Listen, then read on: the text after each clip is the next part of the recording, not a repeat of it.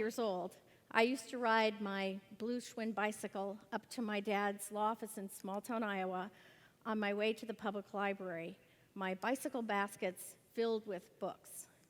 Imagine the power of a public library to a little girl in a small town who doesn't have any books of her own. So I'd stop by my dad's law office and say hi, and there in the waiting room sometimes sat Mrs. Van Allen. And Mrs. Van Allen would always say to me, "So what are you reading these days?" And I was very shy when I was 8 years old, and the last thing I wanted to do was to give an on-the-spot book report in my dad's law office to Mrs. Van Allen. But I always did it because she served on the library board, and she was the mother of 4 illustrious sons, one of whom was one of this country's most famous space scientists.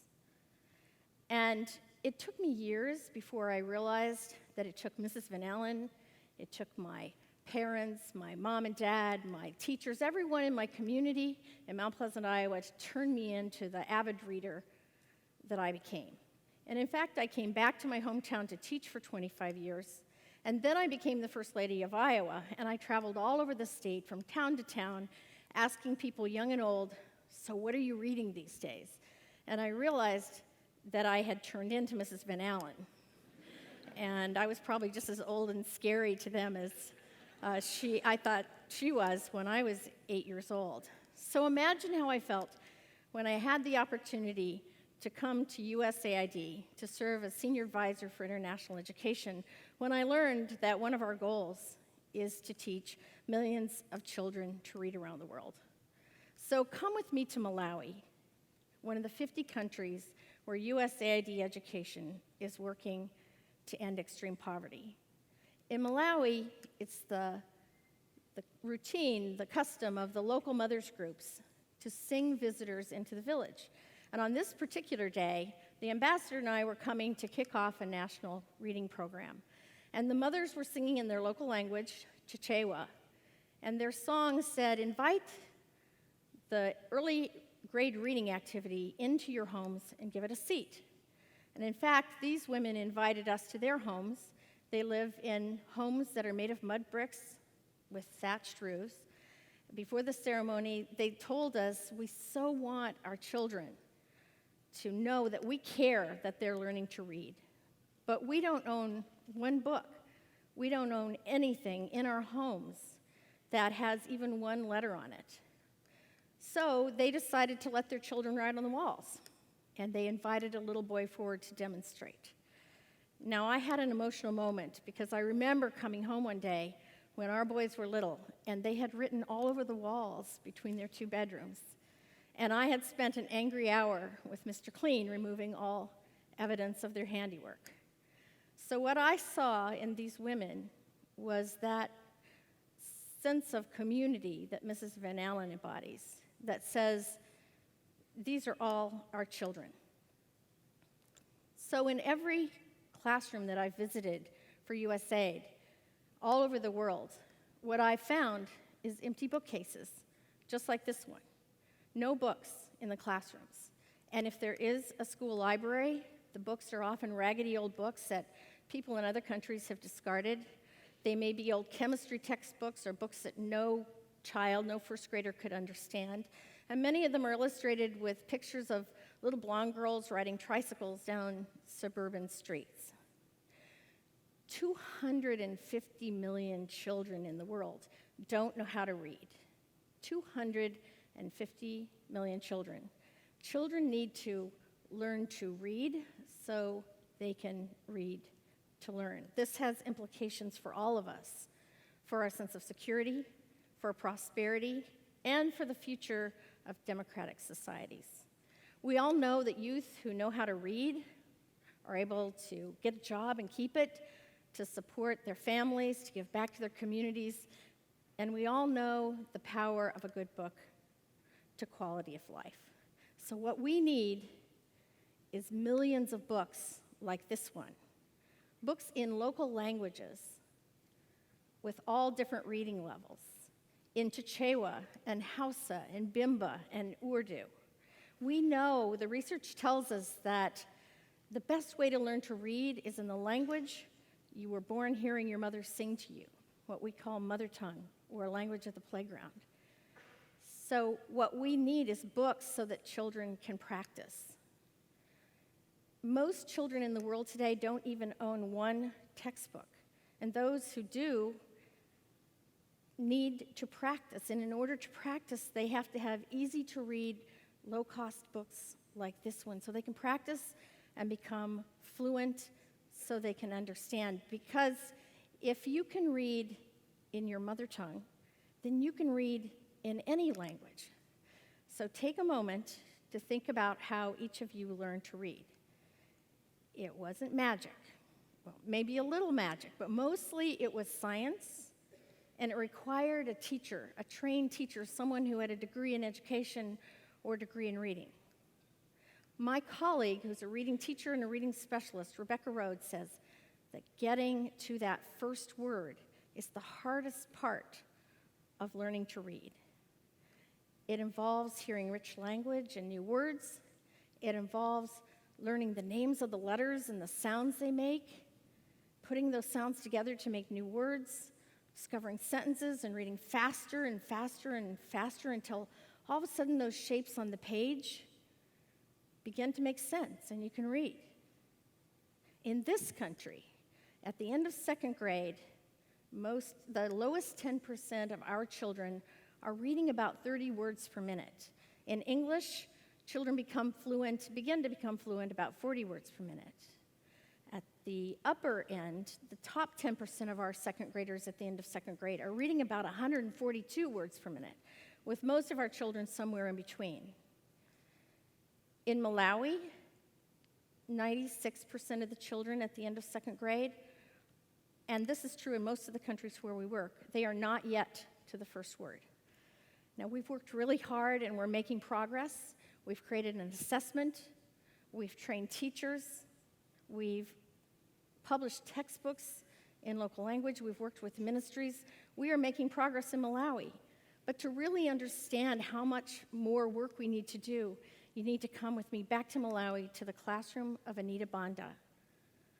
Anita Banda has been trained in the science of teaching reading. She understands the importance of a child-centered classroom, but she's trying to teach 200 children in this classroom.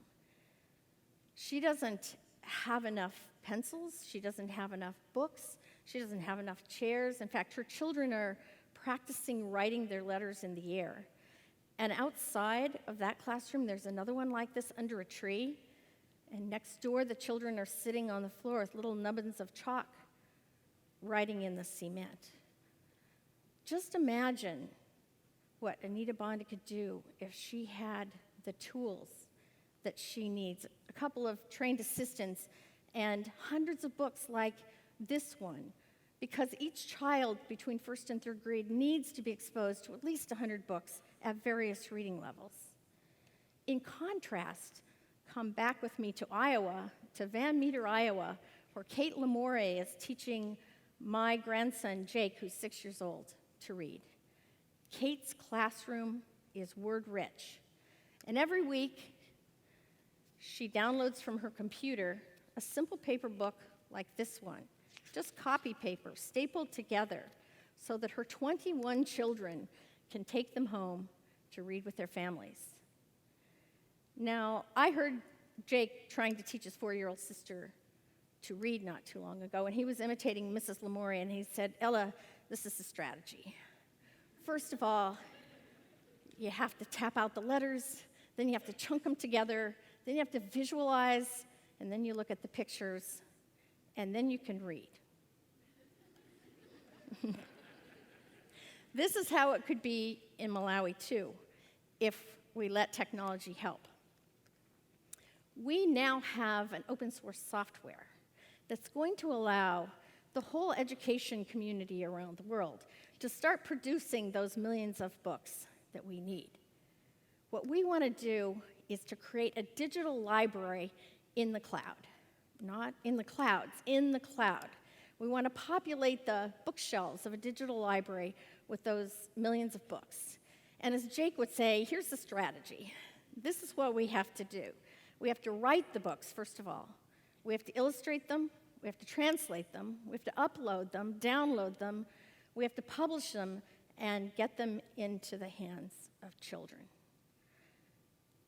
It's going to be a long time before the teachers that in these classrooms around the world have the computers or have the know-how to work with these kids.